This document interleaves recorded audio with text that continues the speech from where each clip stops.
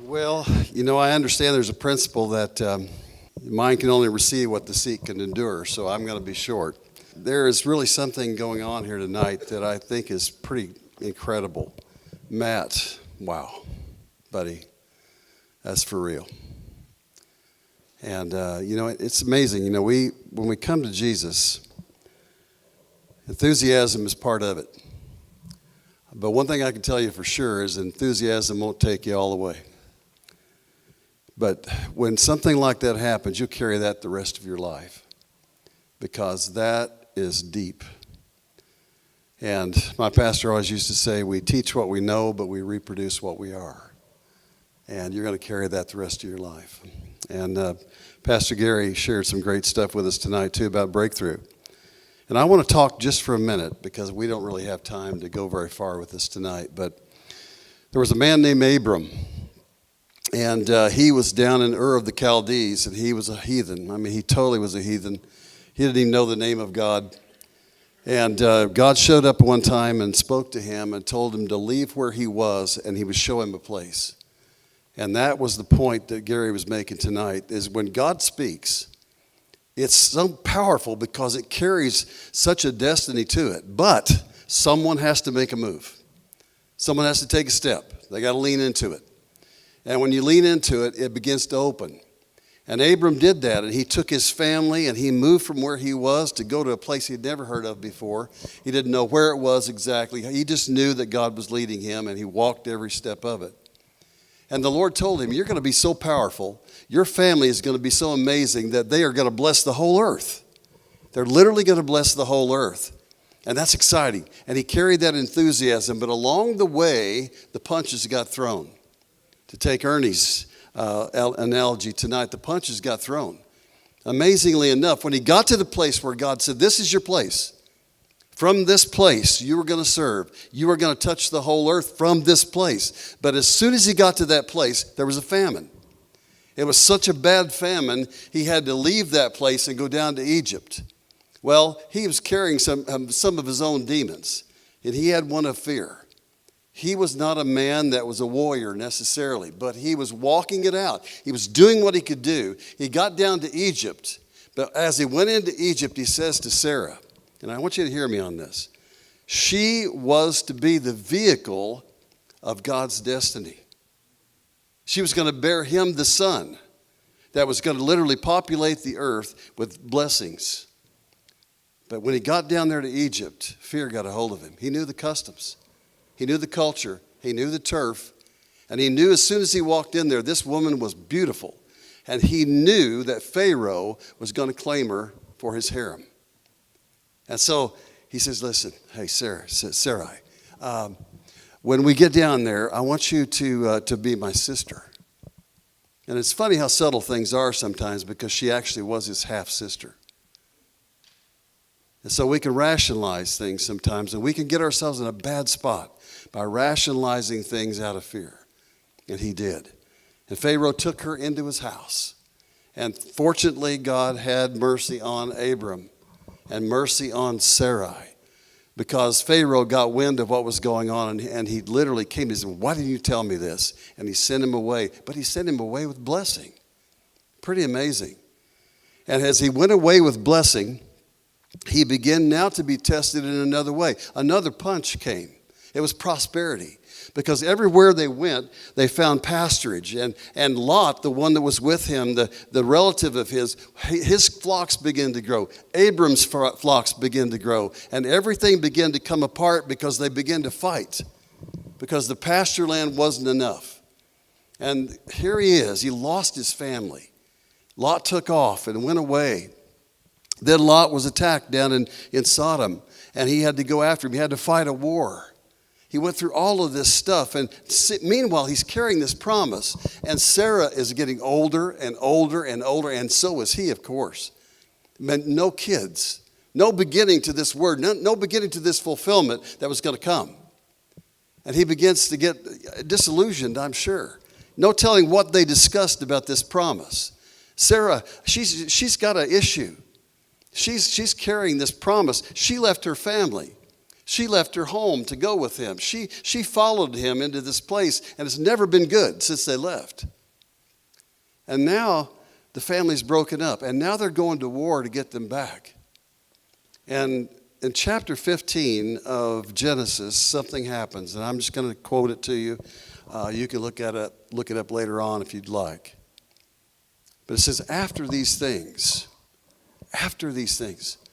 God appeared again to Abram. And this discussion starts, and I think it's just an amazing discussion. And I believe there's people in this room tonight that maybe have had a similar discussion with God before. The Lord said to him, in a vision, he says, do not be afraid, Abram.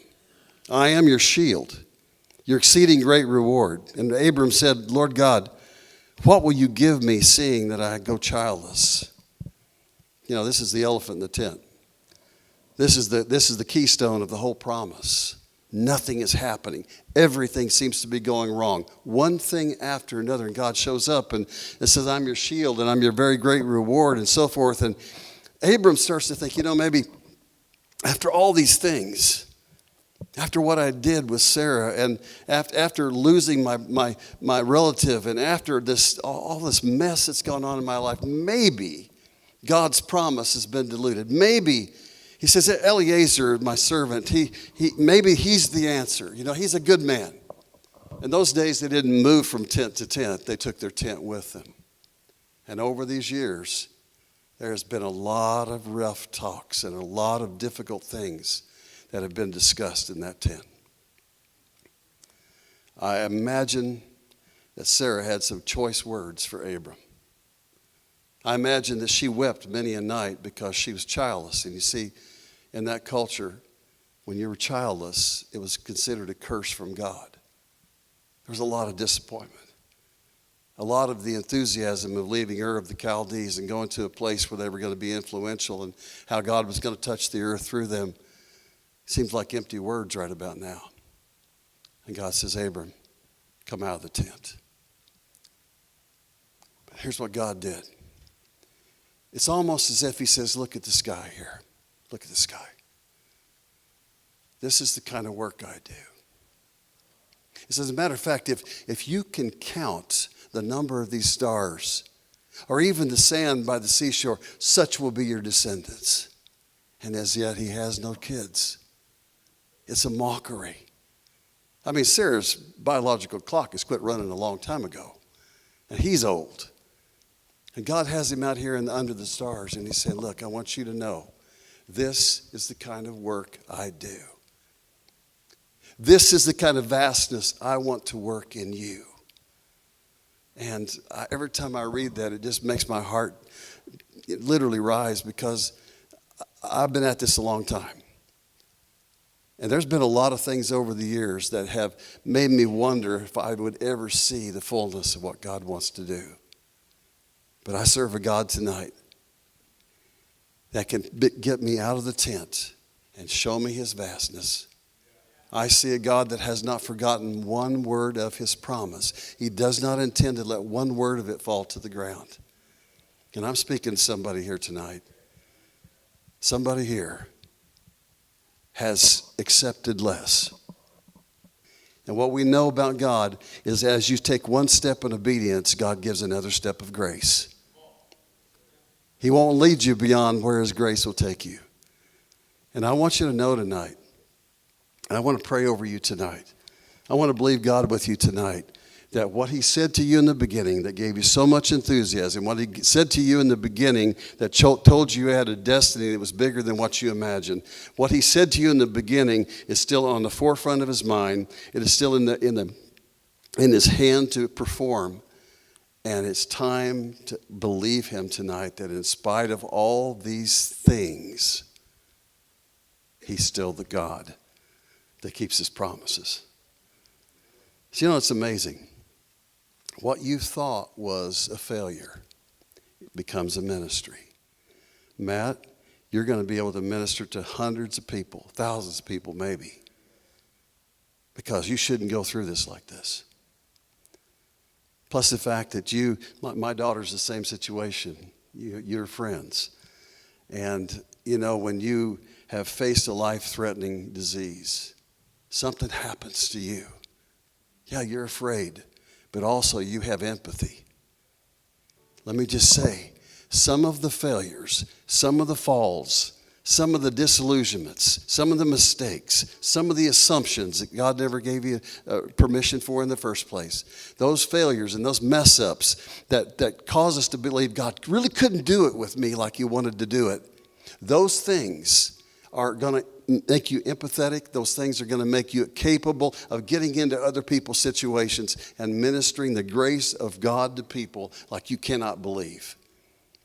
That's the way it works.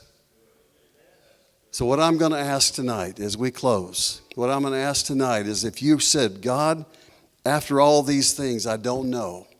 If the enthusiasm has died because of the difficulties, if the obstacles have become too much for you to even believe it could even really happen, I'm going to ask you to rise to your feet and come stand right down here. And we're going to begin to pray. Are we going to do worship at this time? Good. Go ahead and do that. People are going to come. And we're going to pray tonight. And golly, it's time. It's time to get our arms around those promises again. Because God has not forgotten. And He's not bummed out about His chances of pulling it off.